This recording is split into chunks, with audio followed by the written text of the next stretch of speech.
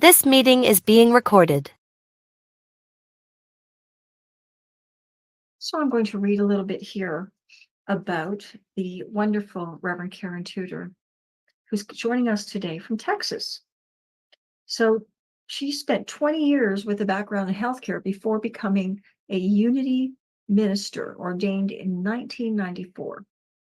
She served as the senior associate minister at Unity of Houston for 12 years.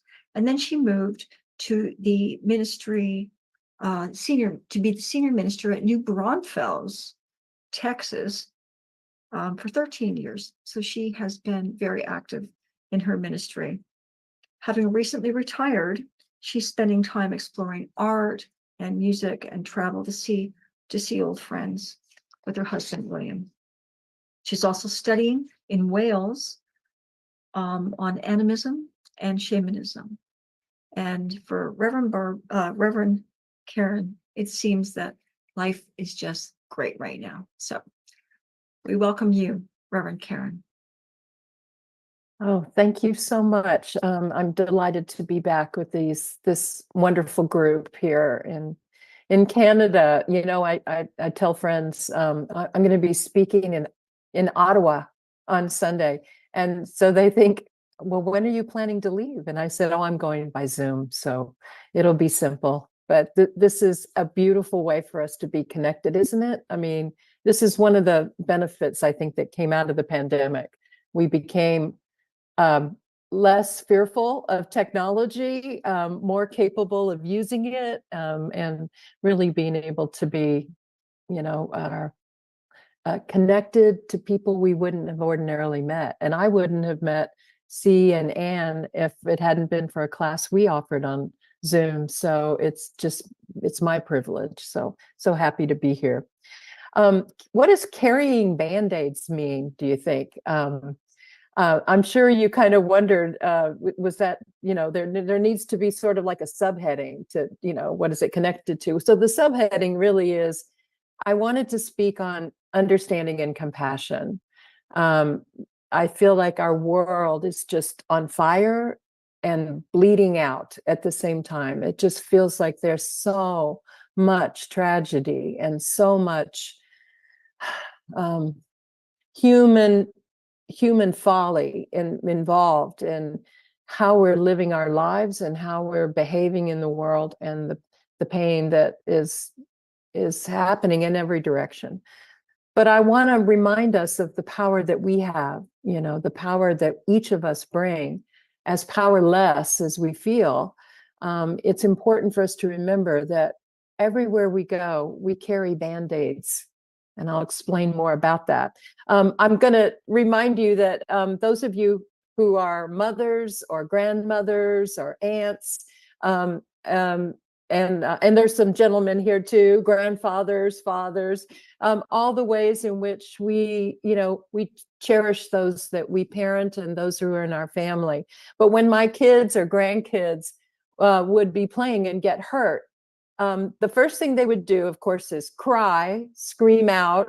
And then the next thing they would say is, I need a Band-Aid. That's the first thing. They automatically, oh, it's terrible. I need a Band-Aid. And so, of course, I would examine the owie, you know, I would get down and I would examine it and clean it up as best I could, and then offer an alternative if the Band-Aid wasn't really functionally the right answer to this.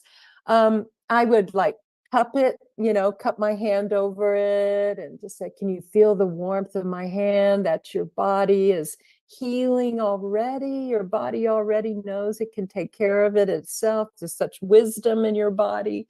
And kiss it or kiss near it if it's a little gross, and sit in my lap and just try to comfort and let them know that they're being heard. But often only a Band-Aid was really going to end this little encounter. And if only a Band-Aid will do, a Band-Aid it is. So I would put Band-Aids on things that probably were hindered by the Band-Aid to heal. But I remember all owies hurt. All owies hurt and need the comfort asked for. And that matters at every level of the severity of loss, of the depth of loss, of the pain, of the history of loss, generational, all of that we have accumulated as human beings, that no matter what the upset, trauma, pain, grief, loss, whatever it is, that it all needs to be heard, it needs to be felt together, it needs to be grieved, and it needs to be given the comfort that's asked for. Because what I saw with my grandkids was that responding to their pain makes them feel heard, right? That they matter, that it matters that they're hurting. It validates their reality, and they begin to trust that someone cares that they're hurt. And all the attention helps them move on. Once it's been dealt with, they're ready to go and play again. They're ready to pick it up and go back and join the row, that's happening. And I found that when we listen, when I would just say, honey, I know it hurts. I was in my own need to comfort and to fix and to make it better. I often wanted to rush them to that. Oh, it's going to be okay. Oh, that's just a little thing. That's not bad. Like really encouraging them in my mind. But instead, I was rushing them past their process. And when I would realize that they were insisting on being heard, that it hurt, I was reminded to sit and be quiet and listen and just affirm that it really does hurt. And there's a saying that really reminds us that sorrow shared is halved and joy shared is doubled. And that in the story of Job, there is a beautiful little piece. Everybody remembers how Job lost everything. He lost his children, his family, his house. He lost his wife. He lost everything in this bet with the devil that the devil made with God, that he could get this pious, righteous man to curse God for all of the. If everything he had was good, then of course he's going to be, loving God and appreciative of God. But if everything goes away, then he'll too be cursing God. And he had a bet with God that could happen. So after all of those things were gone, and he had boils on his skin and sitting in ash, at the height of his losses, 3 friends came and sat with him in silence for 7 days and 7 nights and didn't say anything, and just sat with him, to be with him, to grieve. It's like sitting Shiva, it is that recognition that this is immense and there are no words for it. And we sit in silence and we don't try to rush past the process. This is an important recognition of our shared humanity. This is what we want as children, but it's also what we want and need as adults throughout our life. We need the companionship of shared humanity, of others who understand, who've been there, who walk that walk with us. Jesus was known as a healer. He didn't come to, all of the multitudes that would come to him with all of their wounded and sick and dying at times, people that needed healing. That he didn't just wave his hand over the crowd and call it a day. I often thought about that. If he's the Son of God, why did he take such time with each and every one of the people? Because all of the encounters were detailed. And so when he would work with them, he would look at each one, he would touch them, he asked them what they wanted from him. He healed them and spoke words of encouragement that they could carry with them. He healed a blind man with spit and dirt and rubbed it into his eyes. Did he have to do that?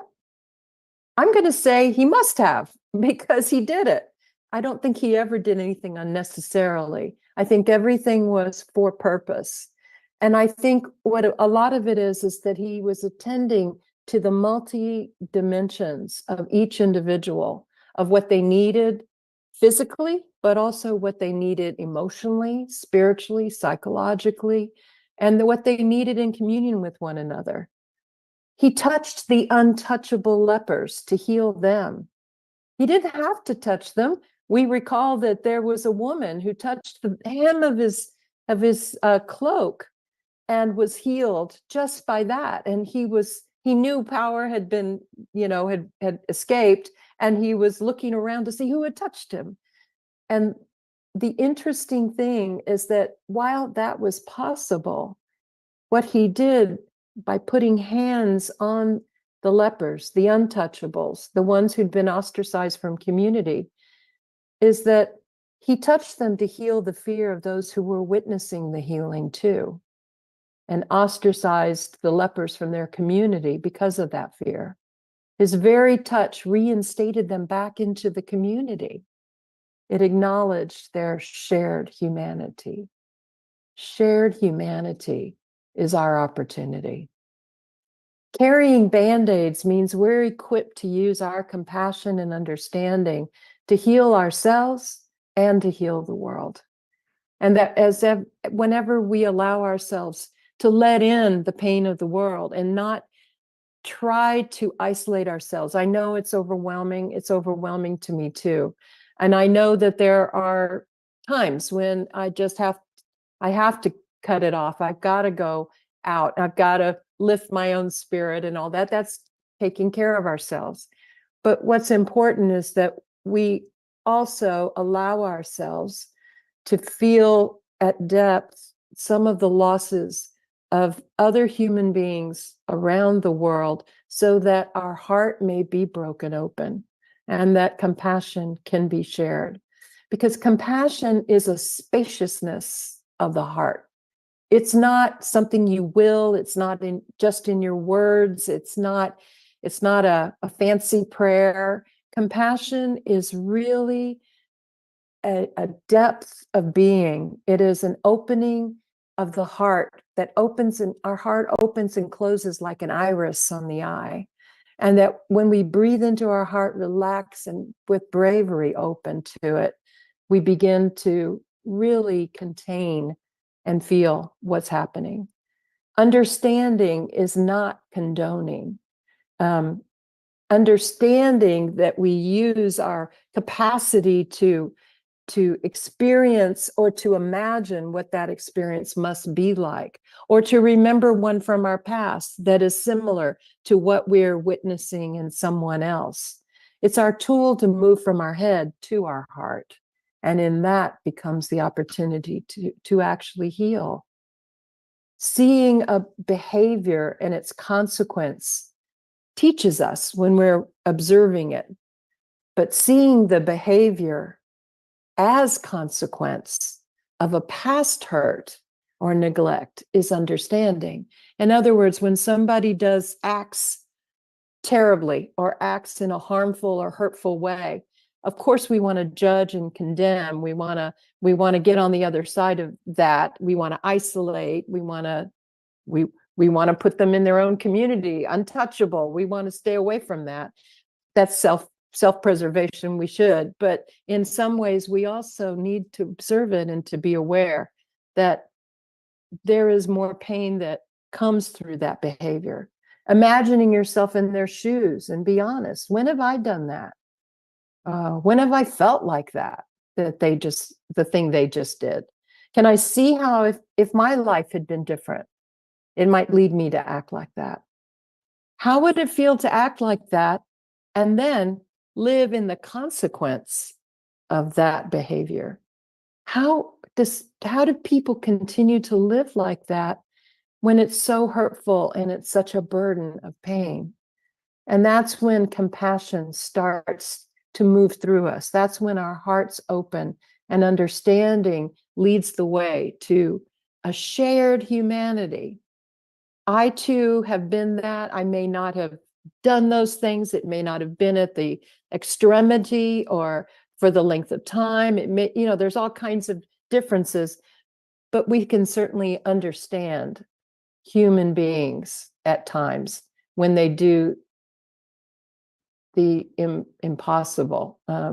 And there's certainly examples of evil everywhere. Human beings just lost compassion for them, but not excusing or condoning what they do. Valerie Kaur says, when we are brave enough to sit with our pain, it deepens our ability to sit with the pain of others. It shows us how to love them. Like when I bring my grandchild and sit on my lap. The important thing too is to not compare our wounds, because all always hurt. Not to compare, this wound is not as bad as that one. My pain is not as bad as yours.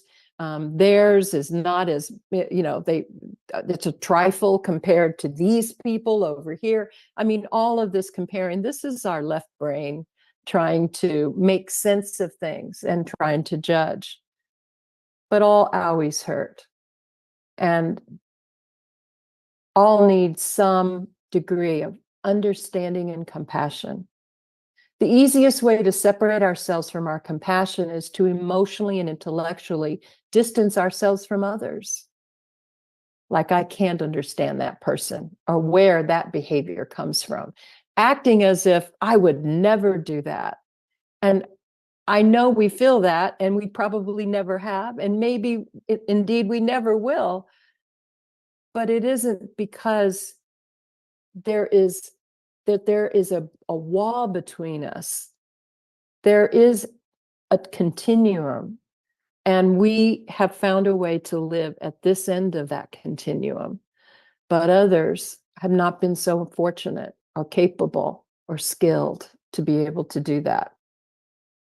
Shared humanity is the only thing that keeps us from enacting atrocities. Atrocities arise when we stop feeling compassion or understanding of anybody else.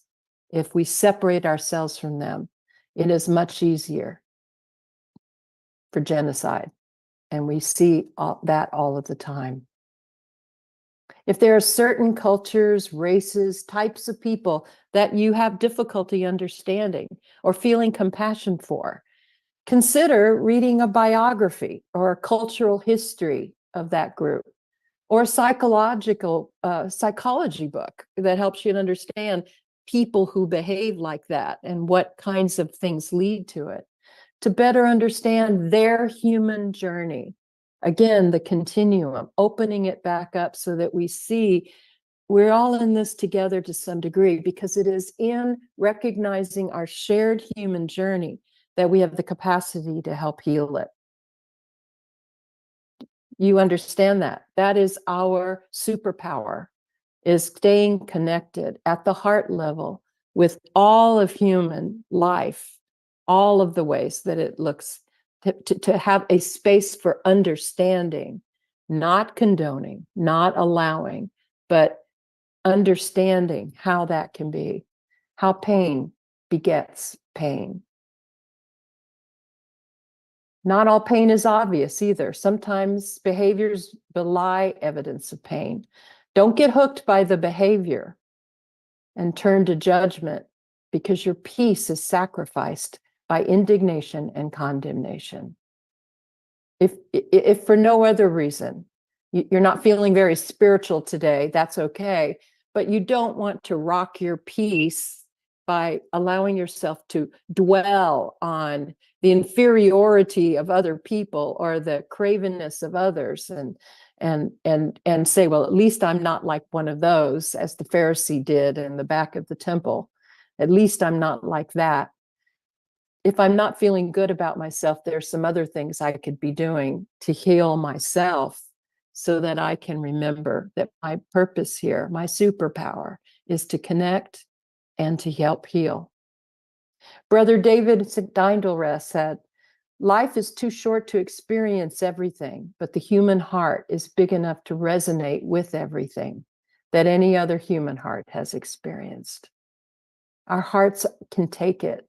Our hearts are not to be protected. Our hearts are to be expanded, open, brave, taking in all of it, just feeling it. The pain that others have cannot hurt us, even while we can feel that pain reflected in our own hearts.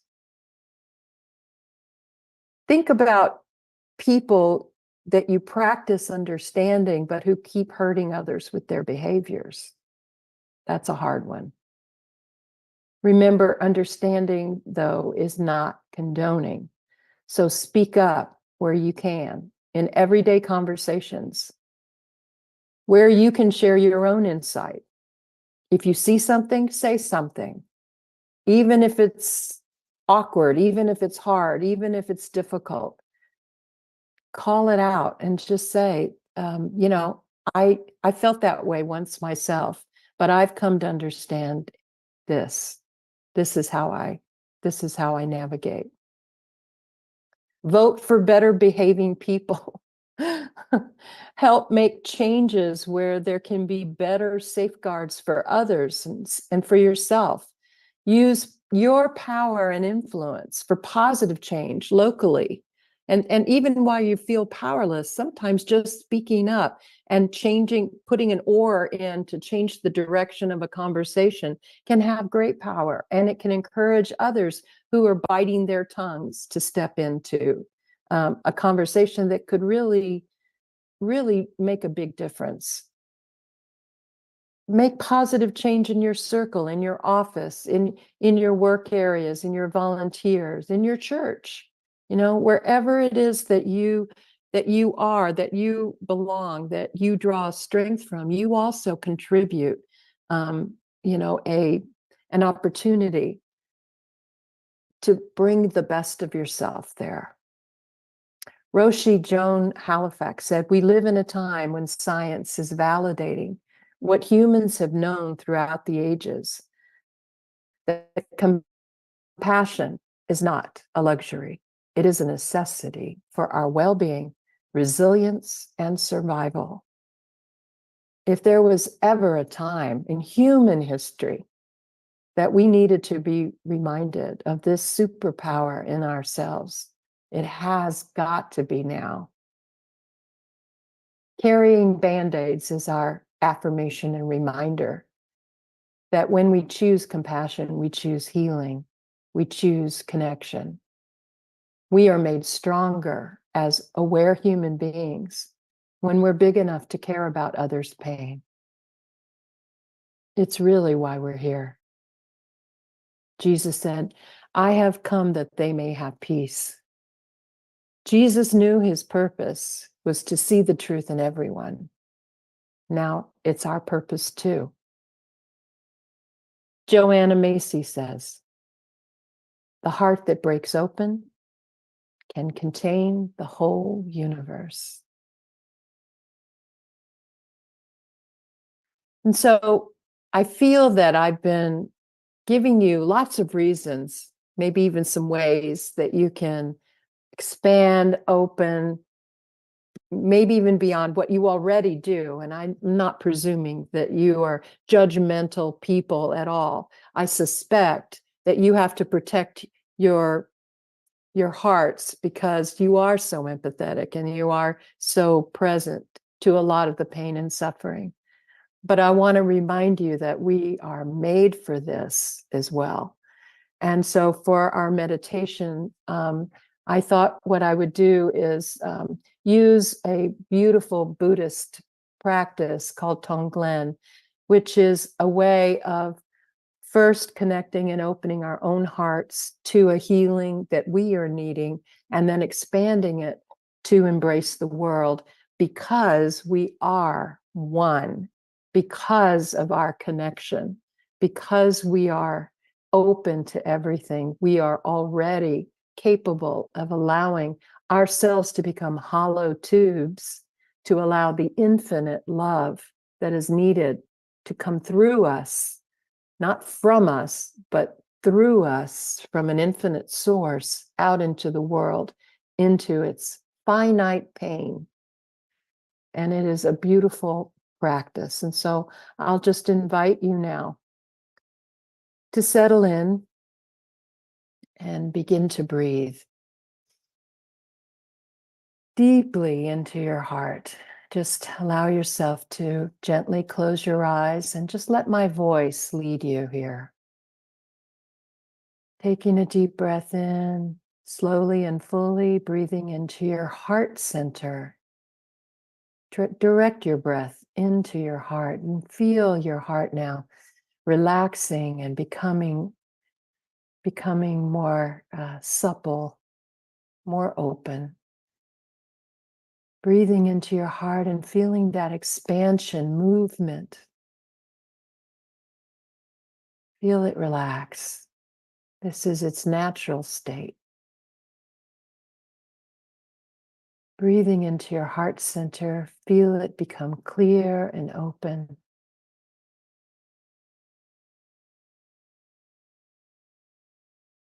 And now, knowing that our hearts are a portal to the infinite. This is where we are connected to infinite source through our very heart center. Sometimes I imagine it coming through my back, through my heart center and out, forward in front of me to the world. Breathing in the cooling love of the infinite source into your heart and allowing it out. Now becoming aware of a tightness you may have in your body. Just do a brief scan, head to toe, where you have tightness or discomfort, adjusting, pain, perhaps, breathing into that pain, or possibly fear, anxiety, perhaps a sense of sadness or emptiness, depression. Whatever arises, whatever comes to your attention, direct this beautiful, cooling peace, love. Every gift comes through our heart center from an infinite source, breathing into it, wherever you hold it. Breathing and letting go. Breathe in the vastness of the infinite source of cooling love into the heat of the pain, the tightness, the sadness. Breathe out, letting it change, intensify, slowly ebb away. Whatever your healing need is, know that there are many in the world who share it. Breathe. Allow.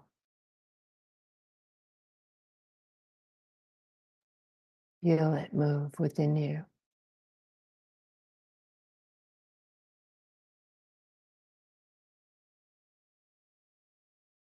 And when you're ready, bring in that deep breath from the infinite source, drawing it through your heart center, and breathe in the vastness of that infinite source of cooling love. Breathing out cooling love into the heat of the pain that exists in the world.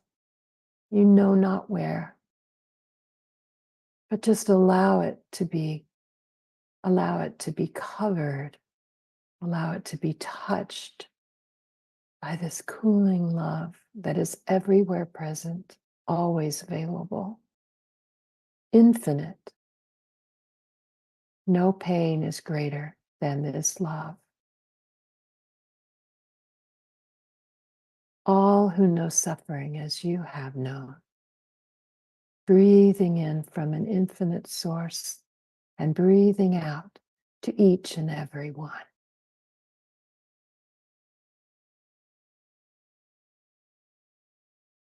Soothing, breathing. Continue this practice now for the next few moments.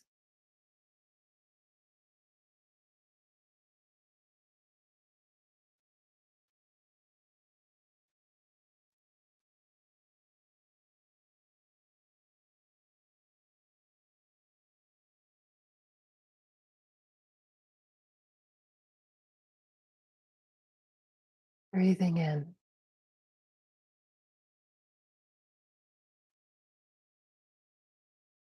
Breathing out.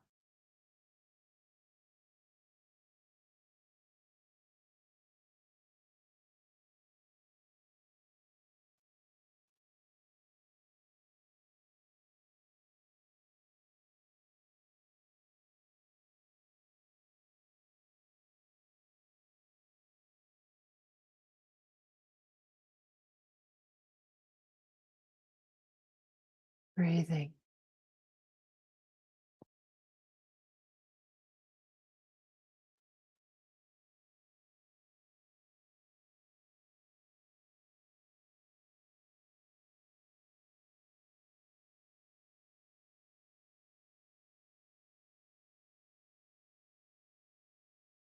Now let us take a deep breath in.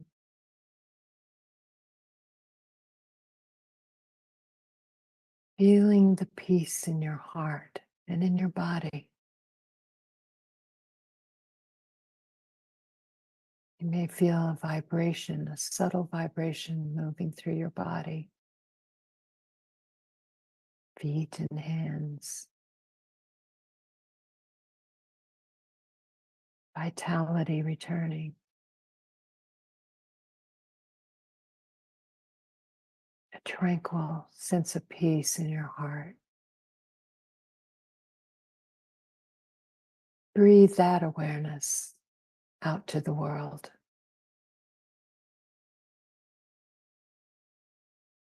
See it expanding to embrace every soul on the planet,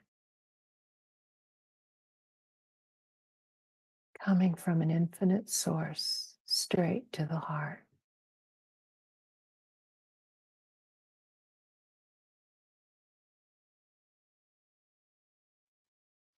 And now with a deep breath in, gently return to this time and place in gratitude for shared humanity and the power of compassion and understanding. Gratitude for every gift, for healing love, for grace, and remembrance of oneness. And so it is. Amen.